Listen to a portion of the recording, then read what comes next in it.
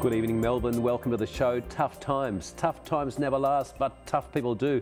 And you're one of those tough people, and hope you're having a lovely Wednesday night. And if you're going through a tough time at the moment, well, whether it's a financial issue, maybe a breakup in the relationship, maybe you've had a death of a loved one, God bless you. I hope things get much better very, very soon. I'm Michael Kuzilny. If you haven't seen the show before, we've been here for about 5 years. It used to be called A Life in Crime. And for the last sort of 25 years, I suppose, I've dedicated my life to trying to help people through the tough times. I did that by the Victoria Police Force. I was a cop for 10 years, the last 15 years as a criminal defence lawyer. And through those times, I went through my own tough times. So we're all in this together. On the couch tonight, I've got a lovely young fella. His name is Derek Everard, 32 years of age. He's a great father. About 2 years ago, he came on the show and went through a tough marriage breakup. But he's getting much better now. Thank you for coming on, Derek. Thanks, Michael. God bless you, mate. Yeah, I remember it was probably more than 2 years ago. Yeah. Tough times with the wife.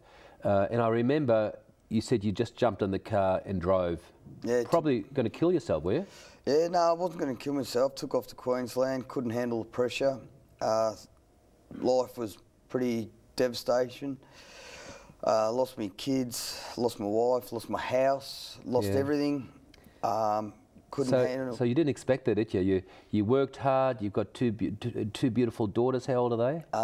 They'll be 13 and 11. And thought that you had a wife who loved you, and of course there's always tough times, but you had a family, and you wanted to provide for that family. Yeah, and lost everything. Yeah. And then where was the turning point when you found out, hey, there's something, this is not working?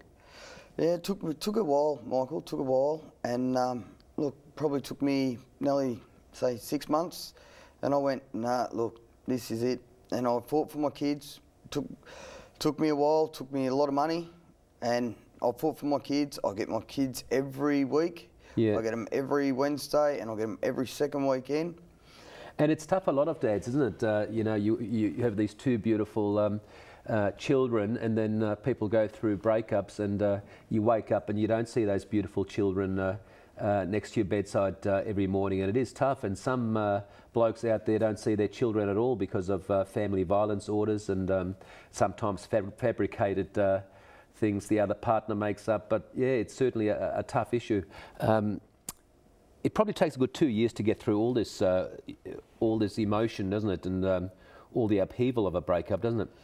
Yeah, it does. It does, Michael. And you know, it actually makes you realise sometimes it is for the best. When it first happens, you think your life is not worth living, and then you actually look 2 years down the track, and it's the best thing that ever happened to me. I am a better person for it. I am a stronger person for it. I have two beautiful daughters that I know love me dearly, and I am a stronger person for it. I love those kids dearly, and I appreciate my kids more. I spend more precious time with those girls than what I did when I was with their mother.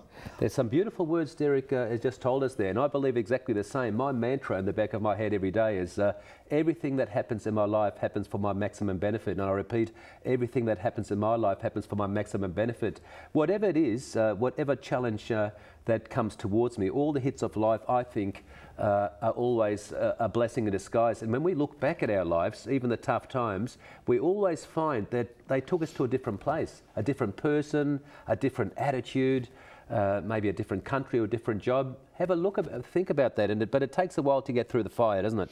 Yeah, it does. You know, there's a certain time when we do go through the fire, but it's important to remember, I suppose, that you get to that stage when we accept we're out of that fire. And now I'm out of that fire. Like, I've had a lot of things go wrong in those 2 years as well, Michael. Like, yeah. I've had back surgery in that time. I've had, you know, I've been diagnosed with depression, and I've had a lot of things go wrong with me. God bless you, but yeah. I've pulled out, and it's made me a stronger person. And you look at life as a positive. And he's so right, folks. He's a very, very good young man, and I followed his the tough times that he went through and try to give him some advice along the way. But it appears to me that when our thoughts are low energy, we tend to attract other negative situations. We almost become a magnet for negative situations. Isn't that right? Yeah. Yeah, when I represent people and they say, oh, Michael, I split up with a wife, all of a sudden a whole bunch of things happen. And it's almost like we've got to make ourselves feel great every morning, you know, call it the hour of power. And then all of a sudden you start attracting good things into your life. Do you find that? Yeah. It's almost like low energy attracts low energy things, high energy. But we'll talk about your life very shortly. We've got Derek on the couch. Don't go away.